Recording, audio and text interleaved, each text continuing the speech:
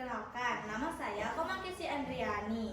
Saya bersekolah di SD Negeri 1 Lumukih. Pada kesempatan kali ini, saya akan bawakan cerita I Kebo Iwa dengan asal-usul Danau Batur. Pada zaman dahulu kala, hiduplah sepasang suami istri yang sudah cukup lama menikah. Mereka hidup berkecukupan di suatu desa. Namun, hidup mereka belum bahagia karena mereka belum dikaruniai keturunan. Hari demi hari berlalu, tahun-tahun pun juga. Mereka tetap sabar berdoa kepada Yang Maha Kuasa agar diberikan keturunan. Hingga kemudian doa mereka pun terkabul. Doa mereka terkabul oleh Sang Maha Kuasa. Sang istri mengandung anak. 9 bulan berlalu. Sang bayi pun lahir ke dunia. Ia sangat disayangi oleh orang tuanya dan dinamai Kebo Iwa. Namun bayi ini berbeda dengan bayi lainnya. Nafsu makan yang cukup besar membuat pertumbuhannya cepat. Saat balita saja, ia sudah porsi makannya saja sudah seperti 10 kali makan orang dewasa. Tidak heran pertumbuhan Kebo Iwa sangat cepat. Namun lambat laun orang tua Kebo Iwa tidak bisa mencukupi kebutuhan makan Kebo Iwa karena yang terus bertambah. Harta kekayaan dan penyimpanan makanan mereka pun mulai habis hanya untuk memberi makan Kebo Iwa. Nah, sang istri pun berbicara kepada sang suaminya. Pak, bagaimana ini?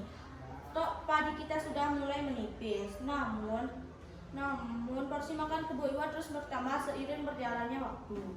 Ucap sang istri kepada sang suami.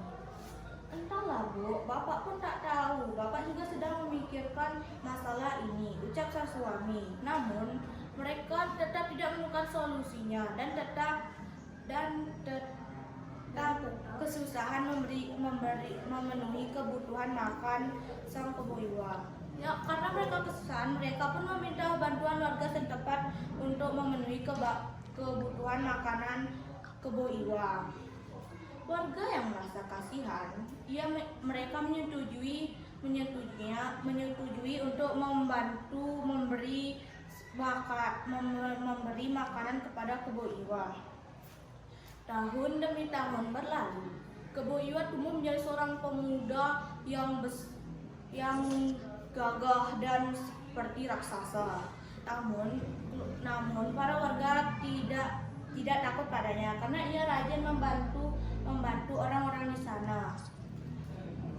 Laki-laki itu sering membantu seperti menggali sumur, membuat rumah dan lain-lainnya. Warga yang dibantu pekerjaannya itu pun merasa senang karena Kebo Iwa mendapat meringankan pekerjaannya. Kebo Iwa pun seperti itu juga. Ia merasa senang karena mendapatkan makanan oleh para warga tersebut. Namun lambat laun para warga semakin kesusahan juga karena porsi makan Kebo Iwa terus melonjak. Bayangkan saja, seporsi makanan Kebo Iwa sudah seperti 100 porsi makan orang dewasa. Jika tetap begitu, Kebo Iwa hanya akan menjadi beban bagi warga di sana. Musim penghujan pun tiba, di mana ladang-ladang yang ada di sana mulai tandus karena kekurangan air.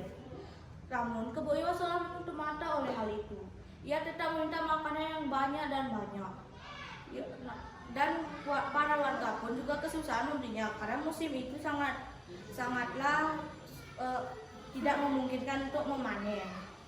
Nah, dan pada suatu hari, Kebo Iwa mendatangi suatu rumah yang di ujung desa. Ia meminta makanan kepada pemilik rumah tersebut.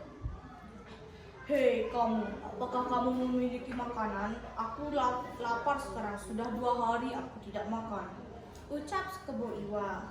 Nah, warga yang mendengar hal itu pun menjawab, maaf Kebo Iwa, namun stok padi kita juga sudah habis. Bagaimana ini? Ucap sang pemilik rumah. Kebo Iwa yang mendengar itu jelas tidak terima akan perlakuan itu. Ia ingin marah. Namun sebelum ia marah, ia mendengar suara sapi di belakang rumah warga tersebut. Ia lalu mencari sumber suara itu, lalu menemukan 3 ekor sapi. Sang raksasa itu berkata kepada pemilik sapi itu, "Wah, sapimu gemuk-gemuk sekali. Ini cukup untuk mengganjal perutku hari ini."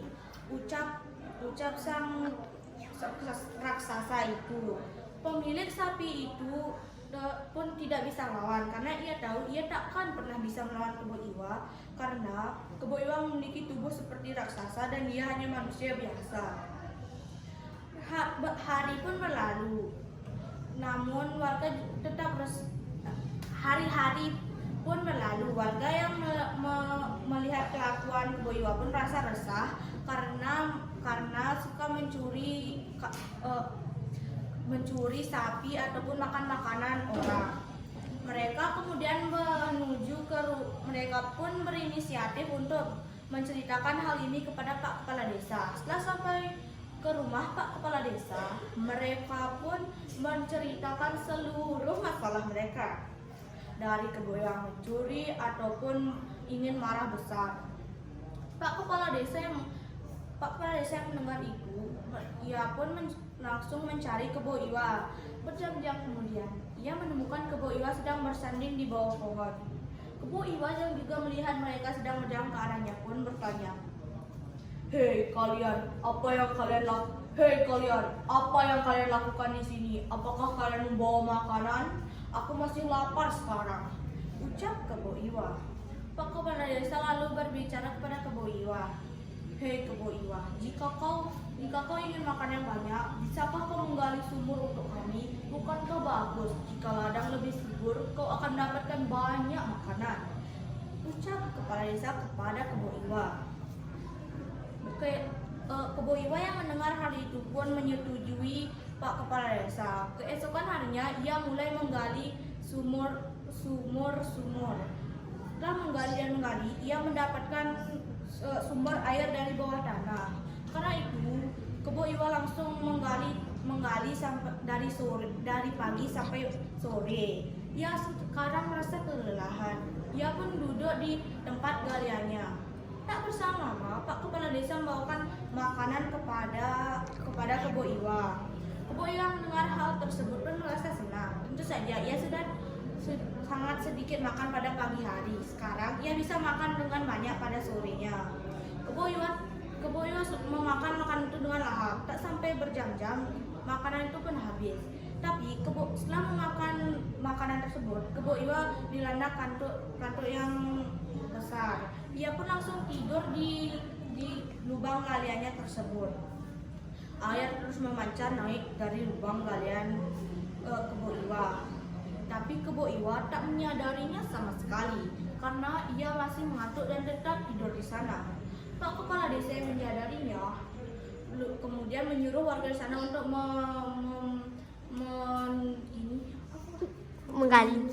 mengubur